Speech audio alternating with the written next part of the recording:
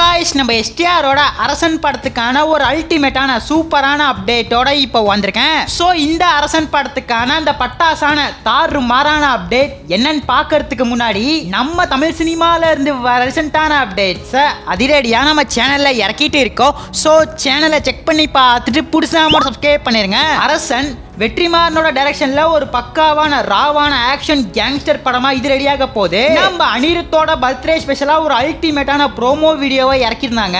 அந்த ஒரு ப்ரோமோக்கு அப்புறம் இந்த அரசன் படத்துல இருந்து சொல்லிக்கிற அளவுக்கு எந்த ஒரு அப்டேட்டும் வரல.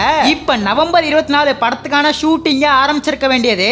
ஆனா இப்ப வரையும் ஷூட்டிங்க மூவி டீம் ஆரம்பிக்காம இருக்காங்க. நம்ம எஸ்டிஆர் இப்ப ஃபாரின்ல இருக்காரு.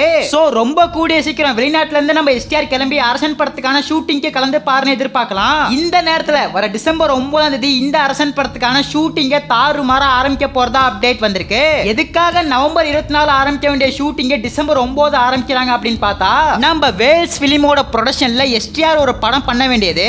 இது உங்களுக்கு முன்னாடியே தெரிஞ்சிருக்கும்னு நினைக்கிறேன். அந்த படம் பேரு கொரோனா குமார். ரொம்ப வருஷத்துக்கு முன்னாடி இந்த படத்தை அனௌன்ஸ் பண்ணாங்க. ஆனா சில தவிர்க்க முடியாத காரணத்தினால அந்த கொரோனா குமார் படத்தை கைவிட்டுட்டாங்க. இந்த படத்துக்காக நம்ம எஸ்டிஆர் ஒரு அட்வான்ஸ் அமௌண்ட்டை வாங்கியிருக்காரு. நம்ம எஸ்டிஆர் வாங்கின அட்வான்ஸ்க்காக ஒரு படம் பண்ணி கொடுக்கணும்னு அது வரைக்கும் வேற எந்த மூவிலையும் நடிக்க கூடாதுன்னு வேல்ஸ் பிலிம் இன்டர்நேஷனல் கம்ப்ளைண்ட் பண்ணிருந்தாங்க. இப்ப ரீசெண்டா நம்ம கலைப்புலி தானுவும் ஐசரி கணேசும் பேச்சுவார்த்தையில இறங்கி இருந்தாங்க. அந்த பேச்சுவார்த்தையும் சுமூகமா முடிஞ்சிட்டதா அப்டேட் வந்திருக்கு. அதனால இந்த அரசன் படத்துக்கான ஷூட்டிங்க கோவில்பட்டியில ஃபர்ஸ்ட் ஷெட்யூல்ல ஆரம்பிக்க போறதா அப்டேட் வந்திருக்கு. படத்துக்கான பூஜை டிசம்பர் 8 போட்டுட்டு ஷூட்டிங்க 9 ஆரம்பிப்பாங்கன்னு எதிர்பார்க்கப்படுது.